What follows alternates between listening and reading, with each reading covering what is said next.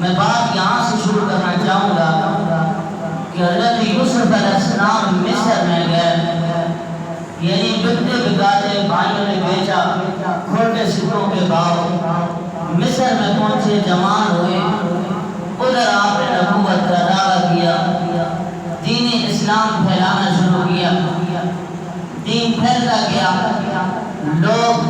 حضرت یوسف علیہ السلام کے ہاتھ پہ بیعت کرتے گئے۔ یہ بھی میرے اللہ کی شان ہے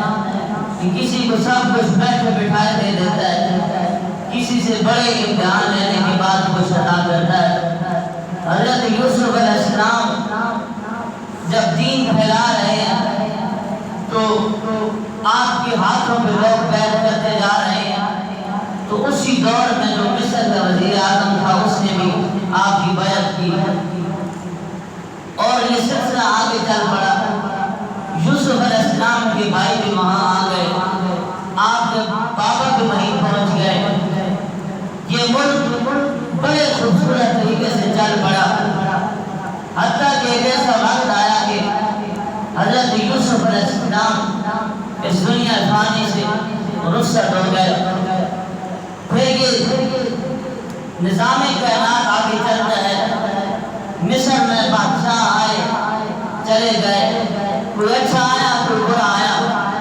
لیکن یاد رکھنا کہ اس وقت تک رب تعالیٰ قوم کے اوپر برا پلید قسم کا حکمران نہیں مسلط کرتا جب تک قوم جو ہے وہ خود دین اسلام کو چھوڑ کے مغرب کی طرف نہ چل پڑے۔ یہ میرے رب کا قانون ہے کہ جب قوم بھٹک جائے تو اس کو حکمران بھی اسی طریقے سے آزاد کیے جاتے ہیں۔ مصر میں بڑا خوبصورت نظام چل رہا تھا،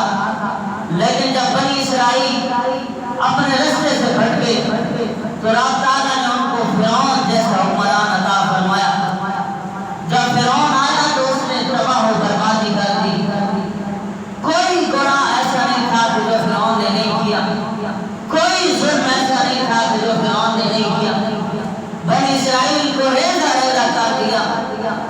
آپ اس بات سے اندازہ لگائیں کہ فرعون وہ ظالم بادشاہ ہے کہ جس نے 90,000 ان عورتوں کو قتل کروایا کہ جن عورتوں کی پیٹوں کے اندر بچے تھے، حاملہ تھی، اور جب بھی مصر کے اندر بنی اسرائیل کے ہاں کسی کے ہاں بیٹا پیدا ہوتا تو اس کو قتل کر دیا جاتا تھا۔ بچیوں کو قربان کراتے تھے لیکن بچوں کو قتل کر دیتے تھے۔ میں بات آگے اپنے موضوع کی طرف بڑھا رہا ہوں۔ پھر یہ سلسلہ چل پڑا کہ ظلم و ستم اتنے ہو گئے،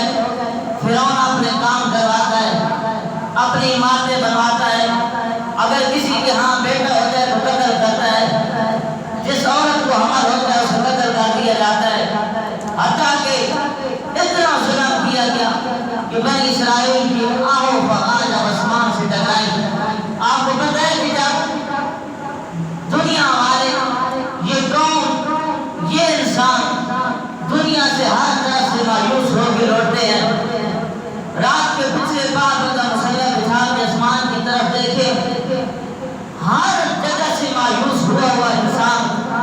جب واپس اپنے پروردگار کی طرف لوٹ جائے تو میرا رب اس کا تانوں سے استقبال نہیں کرتا بلکہ اس کی جھولی کی اٹھائے کے پھر اس کو کہتا ہے میرے بچے تو ویسے آگے پیچھے گھومتا رہا، میری بارگاہ میں آیا ہوتا تو میں دھکے نہ کھاتا۔ یہ رب تعالیٰ کا کرم ہے۔ جب بنی اسرائیل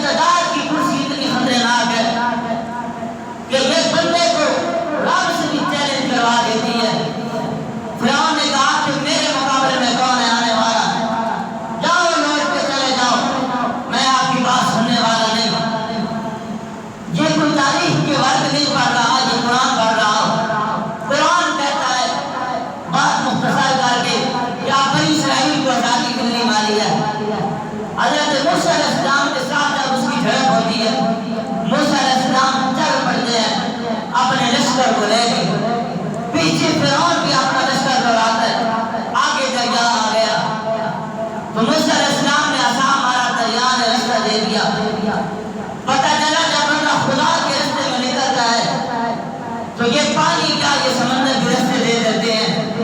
کوئی چیز میں رکاوٹ نہیں بن سکتی۔ فرعون جب سامنے آیا اس نے دیکھا رستہ بنا ہوا ہے، فرعون نے کیا کہ اپنے لشکر والوں کو حکم دیا کہ تم بھی گھوڑے دوڑاؤ اور دریا پار کرو، لیکن جب دریا کے درمیان میں گئے دریا مل گیا، غرق ہو گئے، سارے تباہ و برباد ہو گئے۔ اب بنی اسرائیل والے یہ سارا منظر اپنی آنکھوں سے دیکھ رہے ہیں۔ آپ اس بات سے اندازہ لگانا کہ انسان کا جب ضمیر مردہ ہو جائے تو وہ کس طرح کی حرکتیں کرتا ہے۔ بنی اسرائیل نے اپنی آنکھوں سے دیکھا کہ فرعون اور اس کے حواری تباہ و برباد ہو گئے اور ہم بچ گئے موسیٰ علیہ السلام کی وجہ سے، دین کی وجہ سے، رب کو ماننے کی وجہ سے۔ اب جب موسیٰ علیہ السلام اپنے قوم کو لے کے چلے تو آگے دیکھا قرآن کہہ رہا ہے کہ انہوں نے دیکھا کہ ایک قوم ہے جو پتھروں کی، لکڑیوں کی، سورج کی، چاند کی پوجا کر رہی ہے، جس کا جی چاہتا ہے کوئی کسی مٹی کے پتھر کو اٹھا لیتا ہے، کوئی دوسرے پتھر کو اٹھا کے اس کو اپنا خدا بنا لیتا ہے۔ بنی اسرائیل جن کو ابھی چھٹکارا ملا ہے، ابھی آزادی ملی ہے، چاہیے تو یہ تھا کہ اللہ کا شکر ادا کریں، لیکن انہوں نے کہا کہ اے موسیٰ جس طرح یہ لوگ مختلف خداؤں کی پوجا کر رہے ہیں ہمیں بھی اس طرح کے خدا عطا کر۔ موسیٰ علیہ السلام نے کہا کہ نکلو آگے، ابھی تمہیں رب تعالیٰ نے آزادی دلائی ہے، کیوں شرک کرتے ہو، کیوں رب کے عذاب کو دعوت دیتے ہو۔ وہ چلتے ہیں، موسیٰ علیہ السلام کو دور پہ تورات دینے گئے، پیچھے سے سامنے جادوگر نے ایک بچڑا بنایا، ساری قوم بنی اسرائیل جو ہے اس بچڑے کی پوجا کرنے لگی، اس کو خدا بنا لیا۔ تو پتہ چلا آزادی ملی تھی، رب نے آزادی دلوائی، لیکن وہ لوٹ کے پھر دوسری طرف غلامی کی طرف آ رہے ہیں۔ موسیٰ علیہ السلام لوٹے، فرمایا ظالموں تم نے کیا کر دیا ہے، رب تعالیٰ نے تمہارے اوپر کتنے کرم فرمائے۔ پھر موسیٰ علیہ السلام نے ان کے سامنے تورات رکھی کہ اس کے اوپر ایمان لے آؤ، وہ کہنے لگے ہم تورات کے اوپر ایمان لانے والے نہیں ہیں۔ رب تعالیٰ نے طور کو اٹھا کے ان کے سر کے اوپر رکھ دیا اور میرے رب نے فرمایا کہ ان کو کہو کہ اگر تم ایمان لاتے ہو تو ٹھیک ہے، تورات کو مانتے ہو تو ٹھیک ہے، وگرنہ یہ پہاڑ تمہارے اوپر گرا کے تمہیں تباہ و برباد کر دوں گا۔ قوم کہنے لگی کہ ہاں